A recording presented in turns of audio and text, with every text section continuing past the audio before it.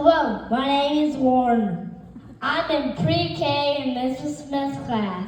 I'd like to welcome my uncle, Allan Wiltshire. We call him Uncle Fitz. He is a Marine Corps veteran. He worked hard to keep people safe around the world and here in America. Please give a warm welcome to my uncle. Yeah! Good job, Warner!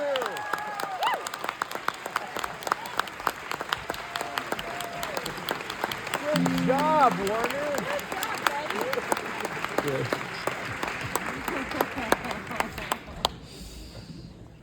That's a pretty tough act to follow.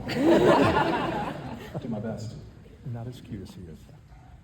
Good morning, everyone. Thank you, Warner, for that warm introduction. Thank you, Elizabeth, for inviting me here to speak to you all today.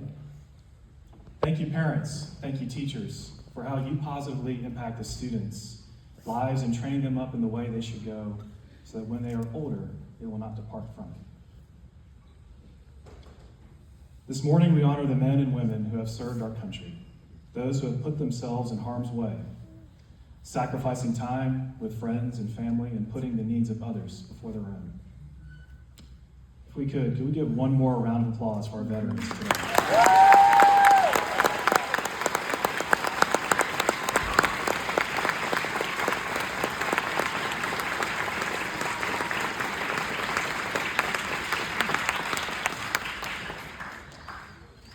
A little over 20 years ago, I was a student right here in what is now Valor Christian Academy.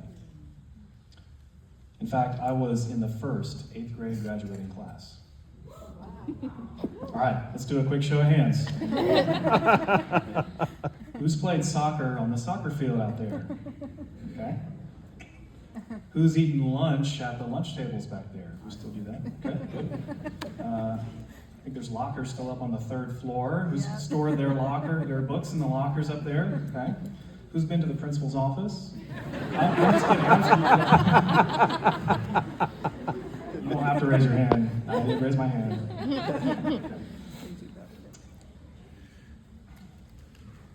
You see, going to school here, getting a Christian education, the teachers, the friends, the connections here, they all helped shape who I am today. I'm grateful for the way this school has been a part of my faith journey. I still have lifelong friends from my time here. One of the friends I've met here, I've known for a little over 20 years. We met in the summer before our 6th grade year. My mother was a teacher here, and so was his mom. Well, one day, while most kids were still enjoying their summer vacation, my buddy and I were helping our moms prepare their classrooms for the school year. Shout out to all my teachers' kids out there. I know you're paying.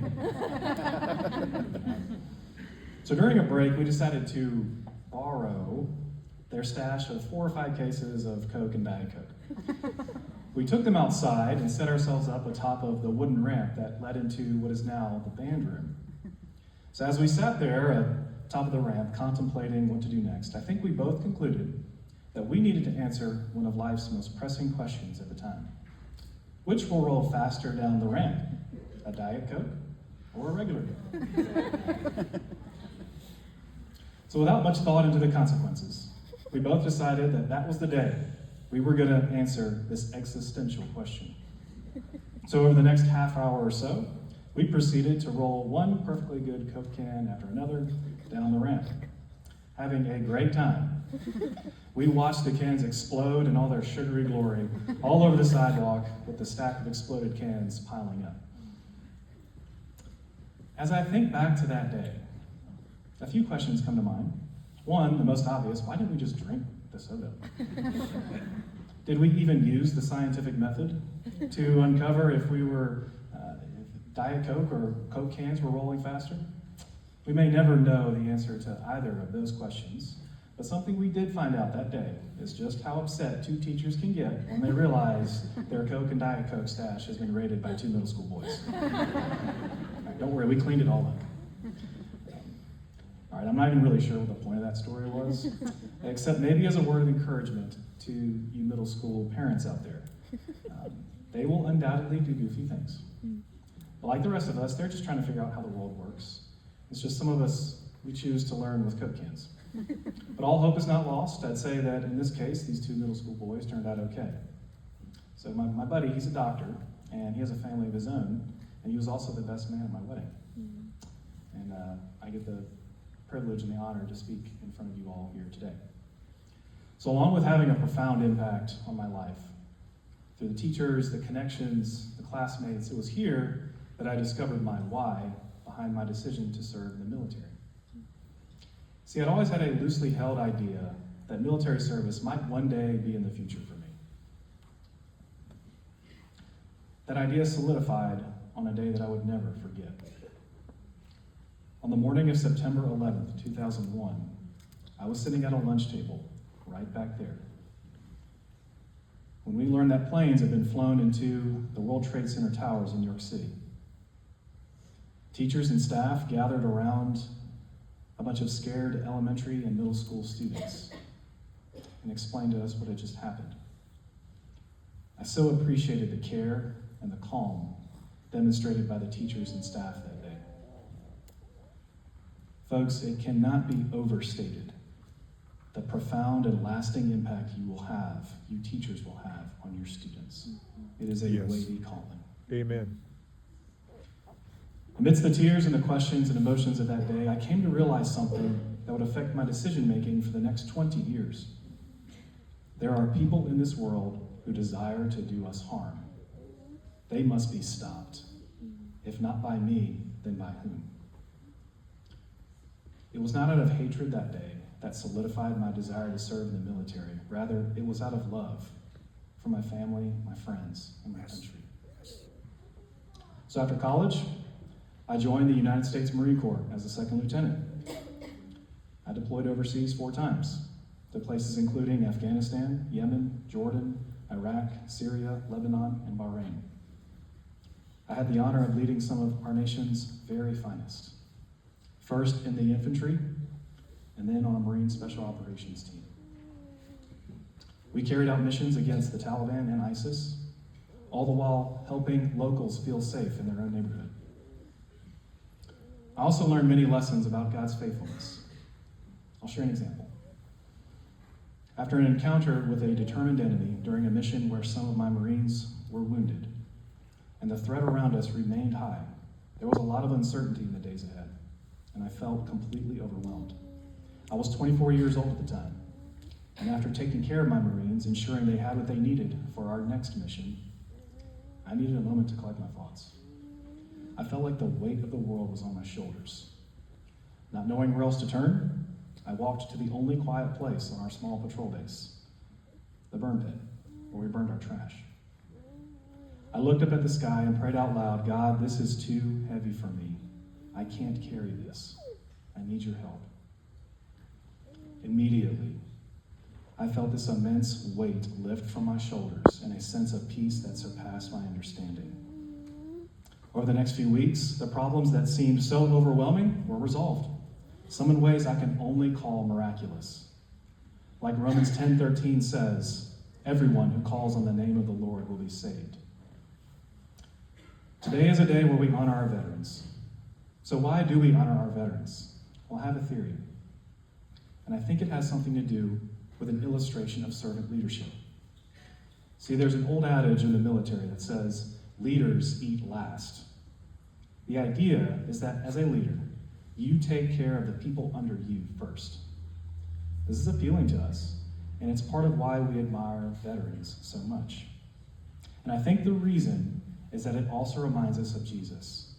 Since we are all created in the image of God, something central to our very being maintains deep respect for the person that puts the needs of others before their own in a loving and sacrificial way. Mark 10:45 says, Jesus did not come to be served, but to serve. Now that is really something. The creator of all things, the name of all names, the savior of the world, came not to be served, but to serve. The ultimate illustration of servant leadership.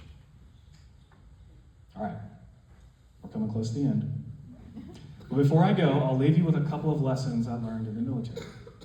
These are ideas that you can take with you to school, at home, and in business. Here we go. 1, Inspect what you expect. On our very first mission in Afghanistan, during pre-combat inspections, I discovered that one of my Marines in my platoon had forgotten to put on his diaper. No, this wasn't a Huggies or Pampers diaper. This one went over your trousers. It was made of Kevlar and heat-resistant material, and it was designed to protect the wearer from explosives. Had I only relied on my junior leaders to inspect the Marines instead of verifying myself, that young man would have been without a crucial piece of gear designed to keep him safe. Minor details can be easily missed amidst everything else competing for your attention, but those minor details can turn into major problems down the road if you don't address them. And as leaders, we owe it to the people under our charge to set them up for success. Inspect what you expect. 2, don't underestimate the power of a smile. While at military free fall school in Arizona, the first time I jumped out of a plane there, as I exited the ramp at the back of the plane, I accidentally hit my head on the aircraft. So starting at about 13,000 feet in the air, I tumbled and spun for what seemed like a very long time, not really knowing which way was up. I thought to myself, wow, I'm really in trouble, especially since at that point I couldn't deploy my parachute. It was then that I remembered something that my instructor told me just before we got on the plane. He said, just remember, smile, it'll be okay. So I did. I smiled the biggest smile I could smile. And you know what happened next? I relaxed. I stopped tumbling and spinning. I leveled out and everything was fine.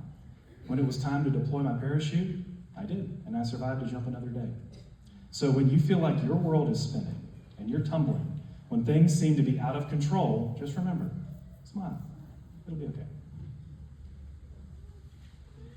All right, in closing, this is a day we honor our veterans, when we recognize the selfless devotion of servant leadership.